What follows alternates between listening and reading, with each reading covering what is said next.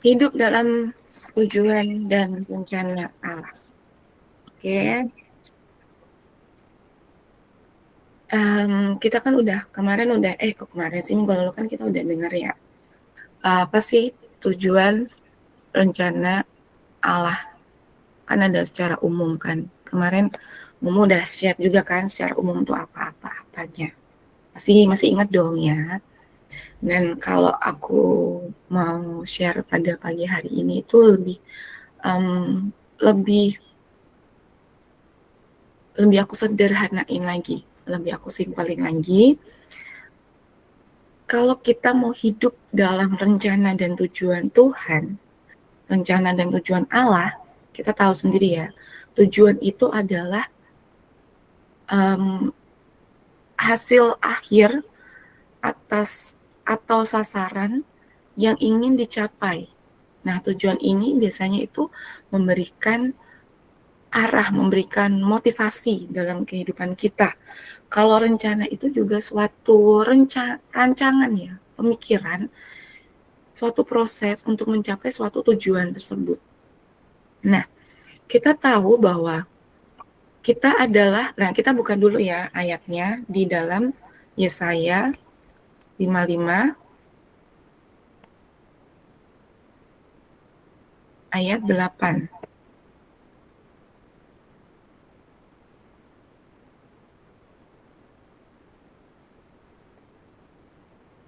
Kok nggak kelihatan ini ya? Udah Yesaya 55, kita buka aja ya. Yesaya 55 ayat yang ke-8.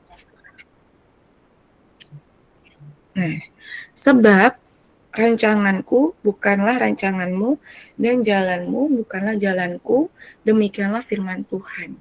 Jadi mindset kita, pemikiran kita, kalau kita mau mengerti rencana Tuhan, tujuan Tuhan, kita mau nerapin ayat ini. Sebab rancanganku Tuhan, rencananya Tuhan, bukan rancanganmu, kita. Dan jalanmu, jalannya kita, bukanlah jalannya Tuhan. Kalau semisalnya itu bukan jalannya kita, maksudnya sesuai dengan jalannya kita tidak boleh protes sama Tuhan. Karena itu sudah menjadi rencana dan tujuannya Tuhan. Seperti pada pagi hari ini, mungkin kita, ya aku rasa mungkin banyak yang menyangkal diri, masih ngantuk lah, masih capek lah, ya kan? Ataupun ketika kita mau melakukan sesuatu yang bukan menjadi keinginan kita, bukan menjadi maunya kita, pasti kan kita ngelakuinnya kan terpaksa. Tidak seperti yang kalau itu maunya kita, pasti kan kita ngelakuinnya dengan happy-happy aja, dengan ya oke-oke aja. Nah, tapi kita itu mau mengerti rencana dan tujuan Tuhan dalam kehidupan kita, kita mau ikut alurnya Tuhan itu seperti apa, maunya Tuhan itu seperti apa, meskipun tidak sesuai dengan keinginan kita, tidak sesuai dengan apa yang kita mau. Sebab rancangannya Tuhan bukanlah rancangan kita, dan jalannya kita bukanlah jalannya Tuhan.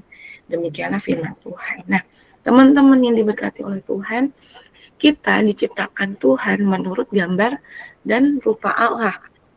Untuk kita bisa lihat di dalam Kejadian 1 ayat yang ke-27. Maka Allah menciptakan manusia itu menurut gambarnya, menurut gambar Allah diciptakannya dia, laki-laki dan perempuan diciptakannya mereka. Cuma laki-laki sama perempuan ya, nggak ada yang lain. Nah, di sini itu kata menurut itu suatu perintah. Itu 2 kali pengulangan. Jadi sesuatu hal yang penting.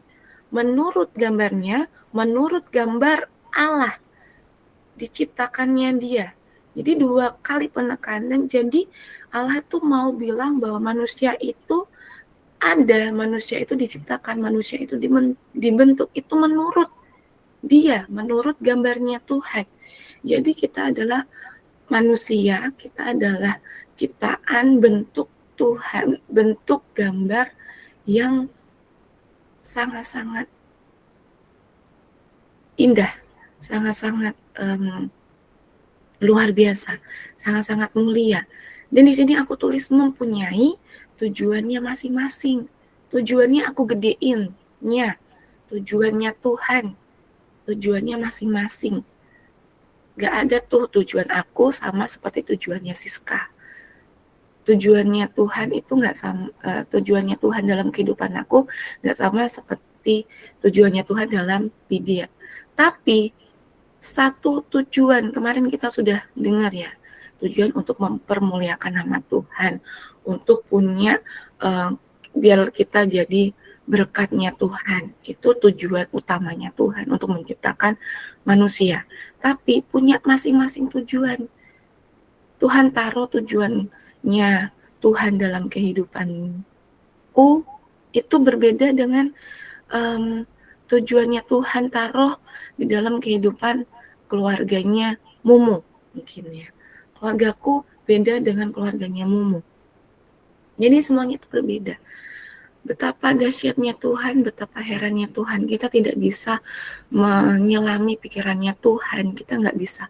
Kok bisa ya Tuhan bikin tujuannya di keluarga aku beda dengan tujuan di keluarganya Siska, beda di keluarganya Lydia, beda di keluarganya siapa aja nih di sini, Kak Stefa, di keluarganya Cynthia, berbeda semuanya. Ya Tuhan, itulah sifatnya Tuhan, nggak terselami.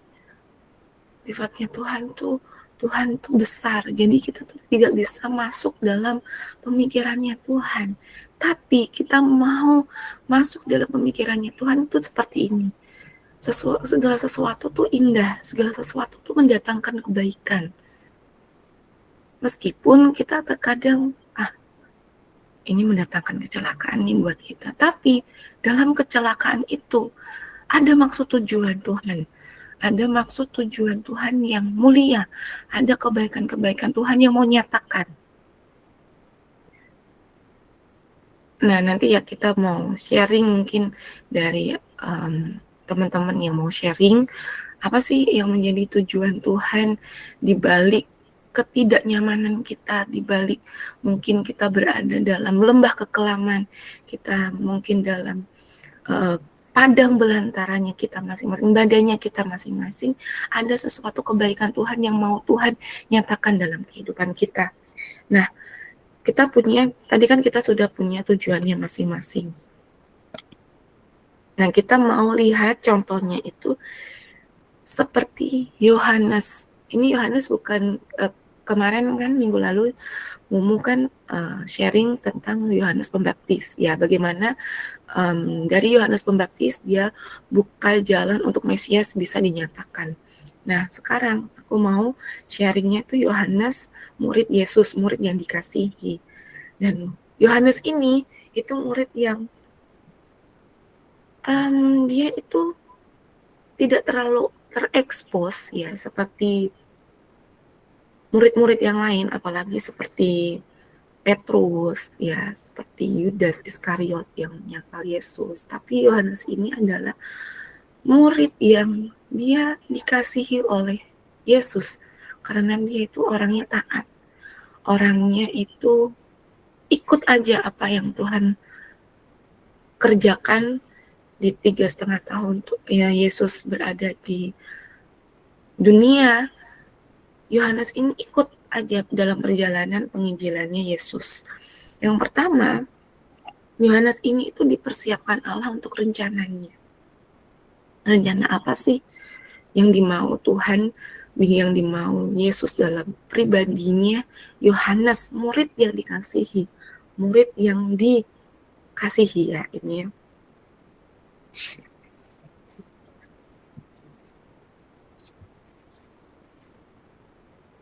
Nah, sebelumnya ketika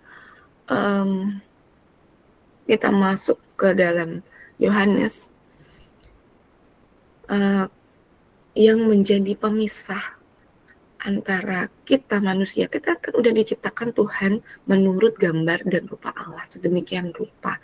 Tapi yang menjadi pemisah kita antara kita dengan Tuhan adalah, antara kita dengan Allah adalah dosa. Dosa yang menjadi pemisah kita dengan Allah.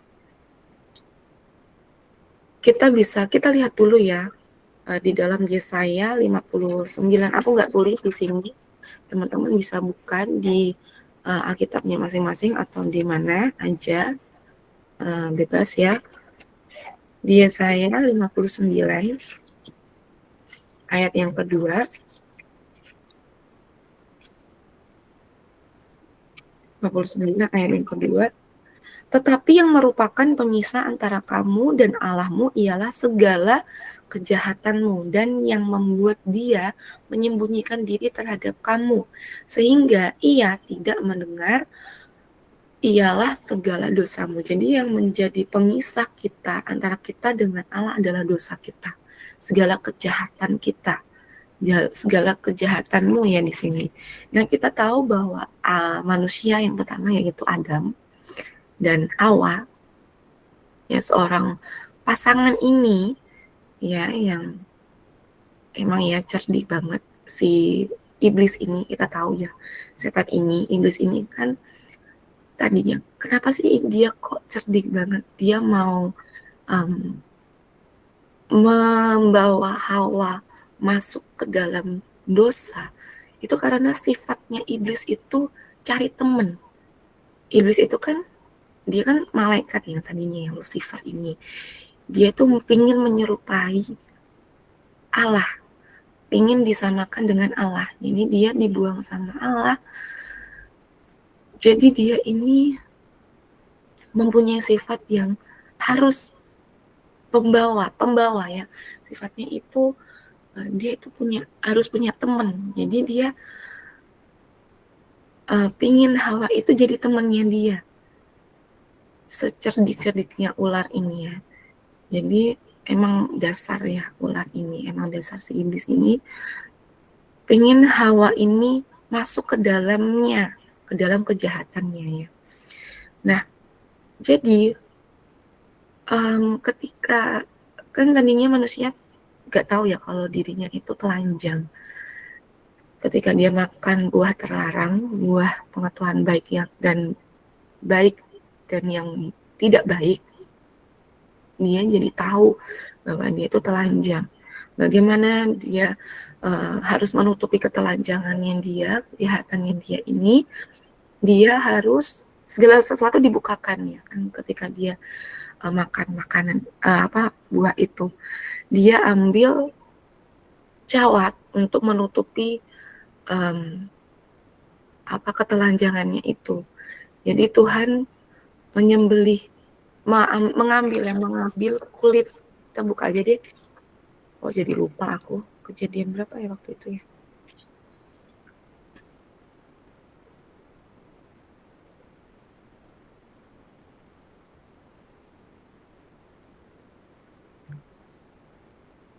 Kejadian 3 ayat yang ke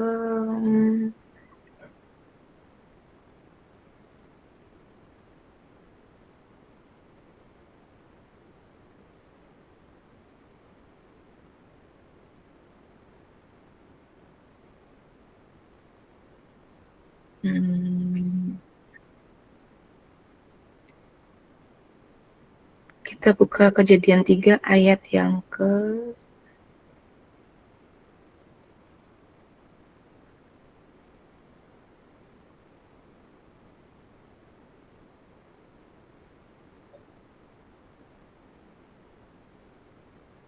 ayat yang ke-13 ya, aku bacain ya.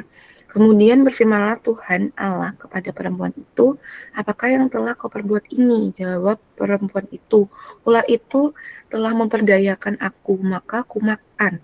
Lalu berfirmanlah Tuhan Allah kepada ular itu, karena engkau berbuat demikian, terkutuklah engkau di antara segala ternak dan di antara segala binatang hutan.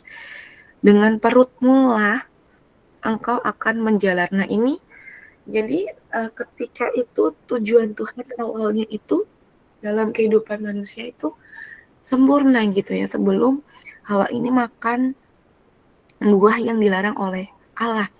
Tapi ketika dia tahu bahwa Hawa ini makan buah yang terlarang, jadi tujuannya itu berubah. Jadi manusia dibuatlah seperti ini, yang cowok yang laki-laki harus berjerih lelah mencari kebutuhannya ya, kita bahasain sekarang aja, kebutuhannya, dan si cewek ini harus kesakitan dengan beranaknya nanti. Di sini sudah dijabarin ya, sudah dijelaskan ya. Dan jadi yang memisahkan kita antara kita dengan Allah adalah dosa. Nah, Allah memulihkan manusia itu dengan cara Allah membawa Yesus ini untuk Yesus itu menjadi pemulih antara manusia dengan Allah, menjadi perantara, yaitu pengorbanan Yesus.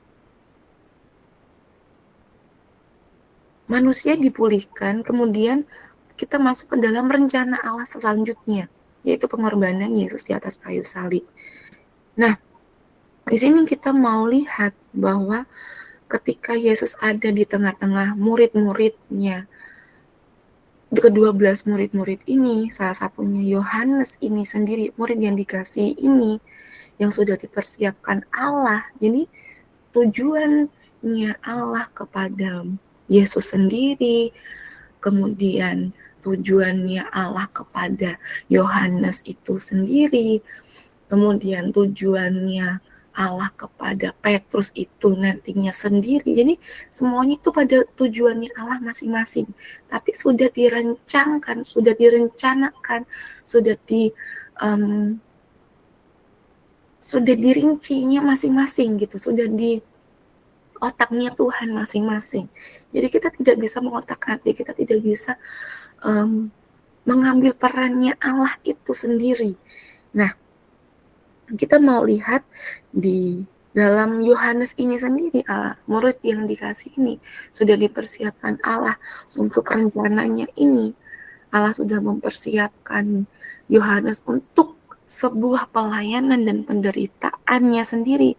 Dan yang kedua, Yohanes mau berkomitmen kepada rencananya, yaitu rencana pemberitaan kebenaran.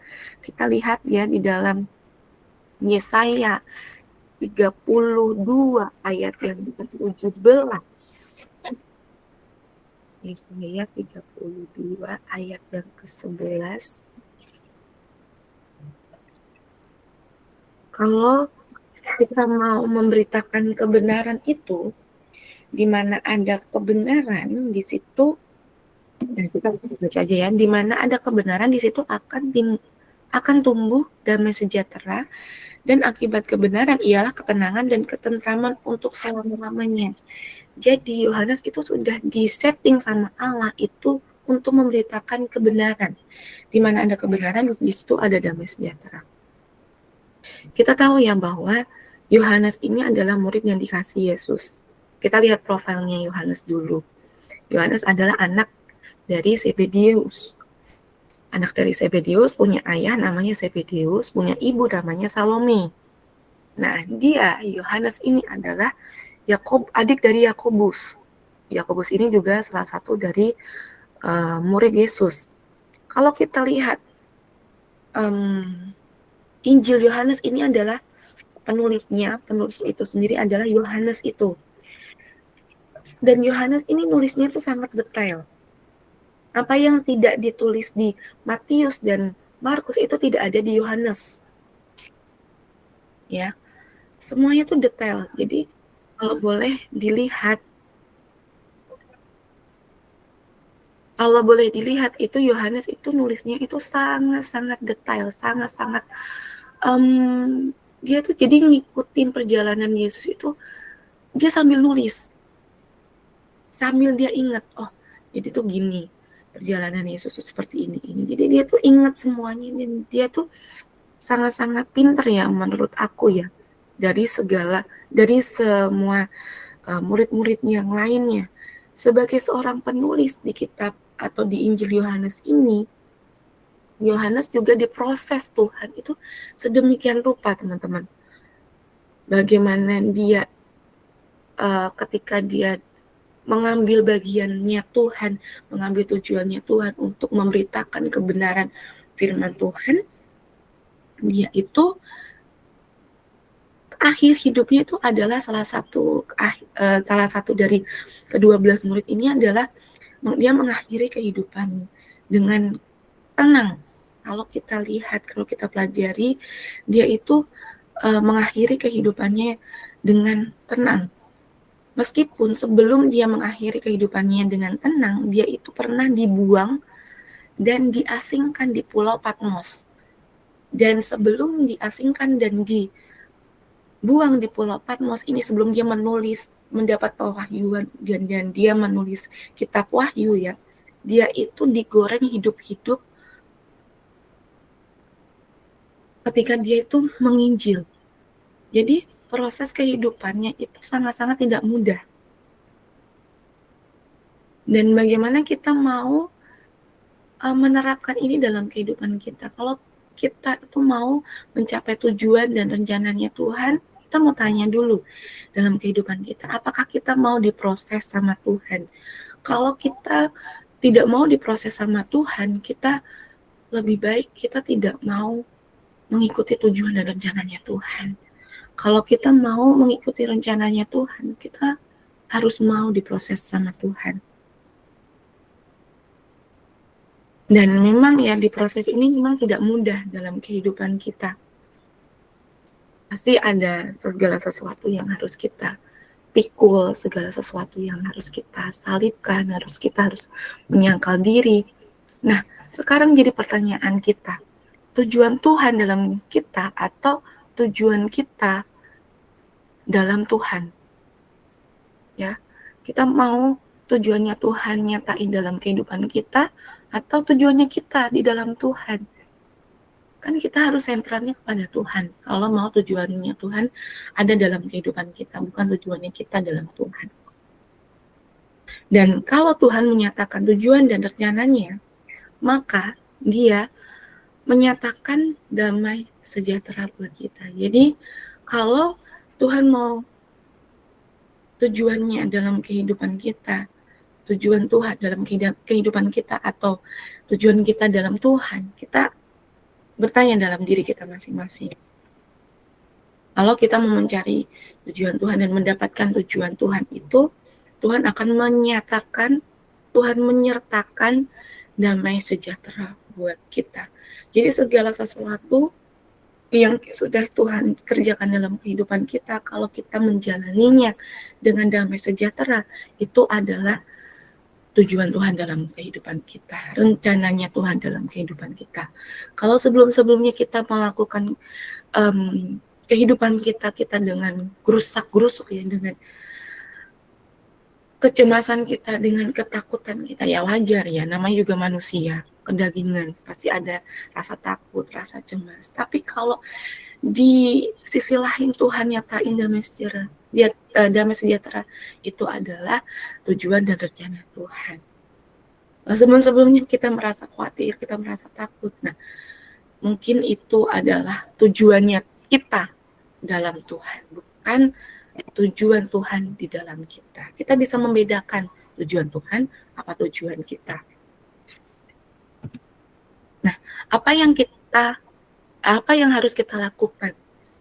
Kalau kita mau tahu tujuan dan rencananya Tuhan dalam kehidupan kita, kita mau dekat dan dikasihi oleh Allah. Seperti tadi Yohanes, murid yang dikasihi. Karena dia sudah dipersiapkan Allah sebelumnya, dia punya komitmen kepada rencananya, meskipun dia diproses sama Tuhan sedemikian rupa, karena dia mau dipakai Tuhan untuk alatnya Tuhan. Sebagai pemberita Injil, meskipun dia diasingkan dan dibuang di Pulau Patmos, dia diberi pewahyuan, yang tadinya dia tidak tahu teman-teman. Tadinya dia cuma menjadi penjala ikan,